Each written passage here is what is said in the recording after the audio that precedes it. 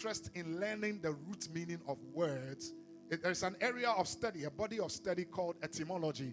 And if you invest time into it, I'm sure Senior is here. You graduated yesterday with your master's in theology, right? So at least you understand what I'm talking about. So you get to know the root meaning of the word so that you understand it. There are some words our parents and our grandparents used to use. We use it today, but it doesn't mean the same way. In fact, let me rock your boat. Do you know that even the dictionary does not give you the definition of a word? Dictionary does not give you the definition of a word.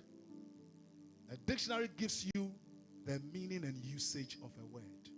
So if you check 10, 15 years ago, if you look at the meaning of boyfriend, it's different today. Because now its usage has changed.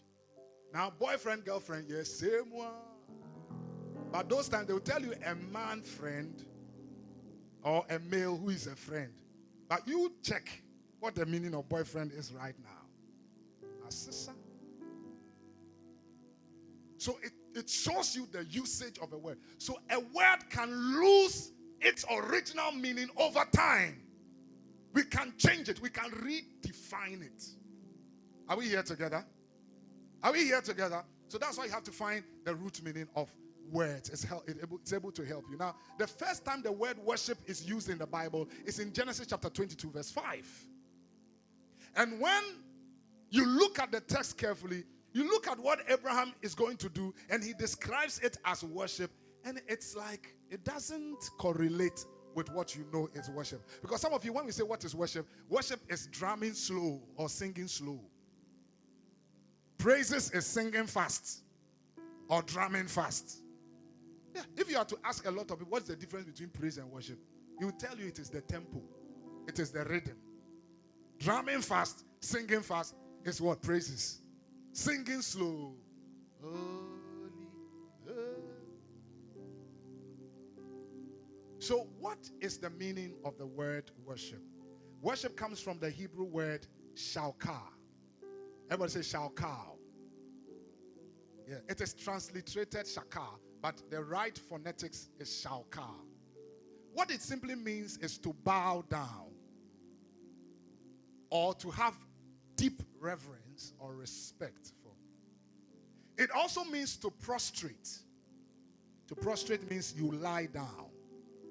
It also means submission.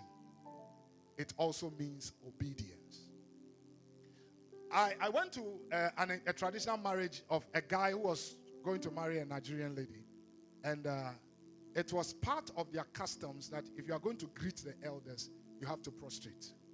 So the guy and his groomsmen, like, you know, some of you are here for wedding times. The guy and his groomsmen came, and they were going to greet the elders. And they told them, you must prostrate. Because in our customs, they are from Nigeria, so, you know, where we come from, that is how you honor and show respect to your elders.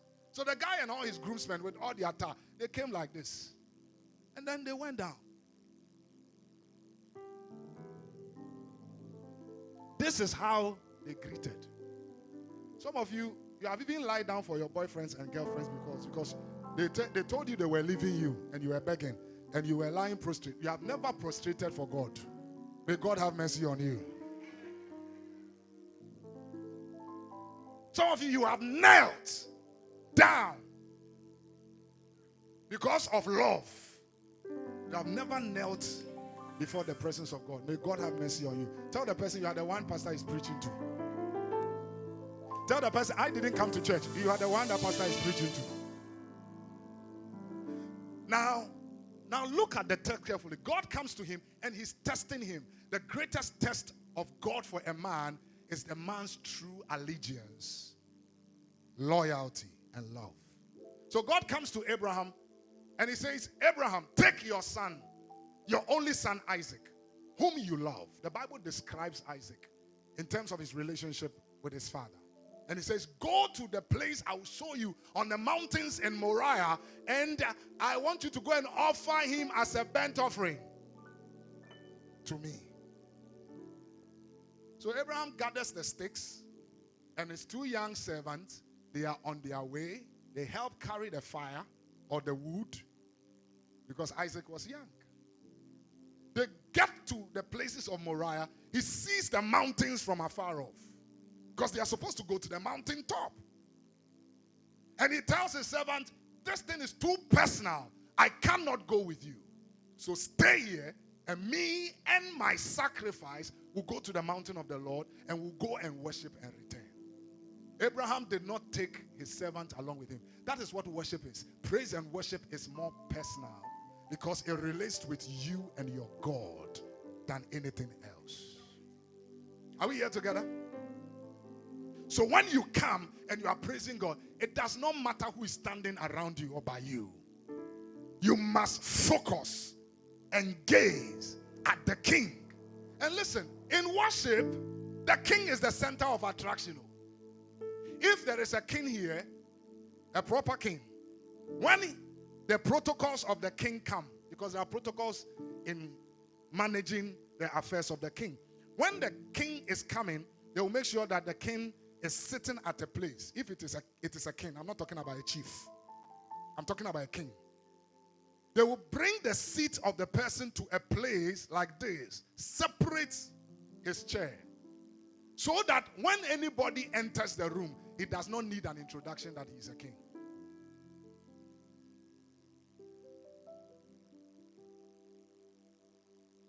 In the first service, I made a comment. I will make that comment now. And listen, ahiniye yede. Share. Undi bida. Anka oka se politicians anka omukura mo de anya ahindi kura. Omukura na te say. But he must be the focus. He must be the center. Not you, but him. He must be the focus. And what are you supposed to do? He says, take your son, your only son, whom you love. In worship, you bring what is valuable, most valuable to God. And sometimes God can come to you and place a demand on you to offer the most valuable thing in your life to him. Abraham waited for 25 years. He gets Isaac. And God says, use him to worship. Because the challenge with many of us here is that we get distracted by the blessing. And instead of focusing on the blesser, we are focusing on the blessing. So God has given you a car. God has given you a suit. God has given you a shoe. God has given you that and that and that. But now you are more in love with the things rather than him.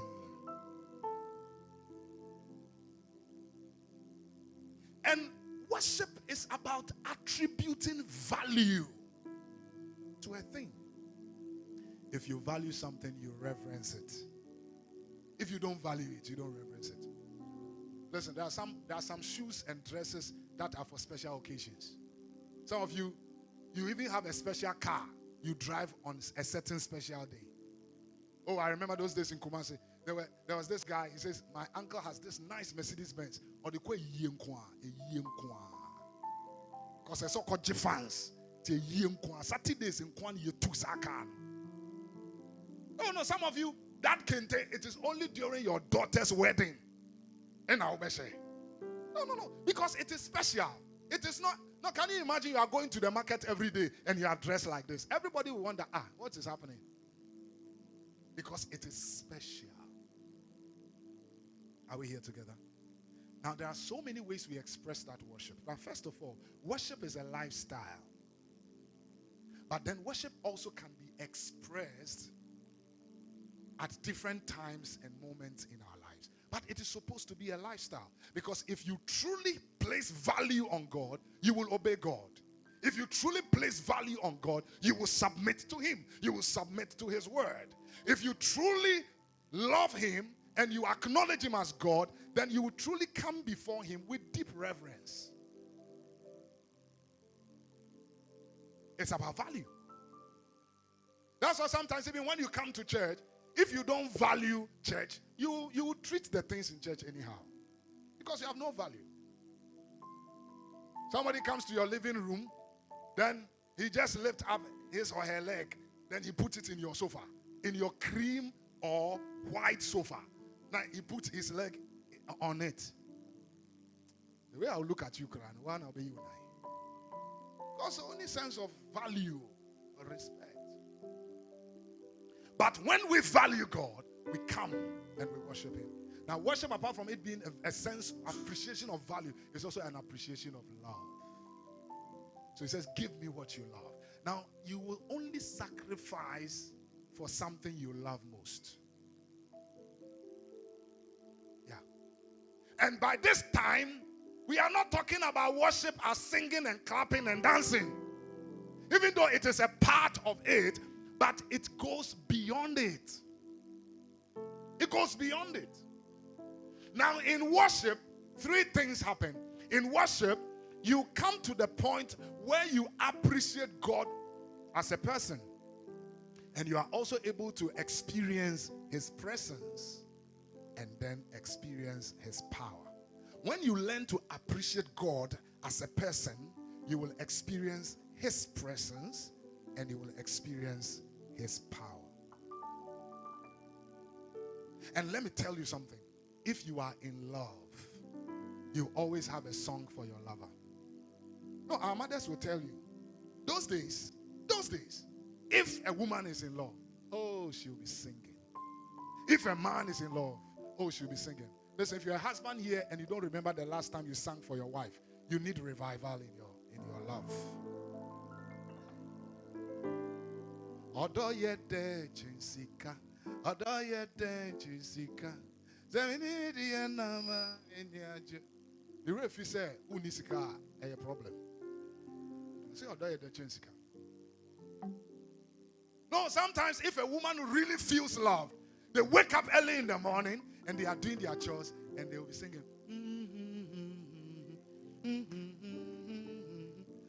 Who's every time about brother worship and opebiana? Who would declare your worship before?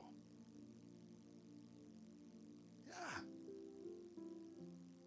God, I discovered that God reveals songs to not those who have voices, but those who love him. Early in the morning, he will put a song in your heart. Melodies. The Bible says sing melodies. Spiritual songs. Making melodies in your heart is a sign that you are in love. No, if your daughter is in love, you will see it. If your son is in love, you will see it. And that is why we express love in many ways. Through words. Through singing.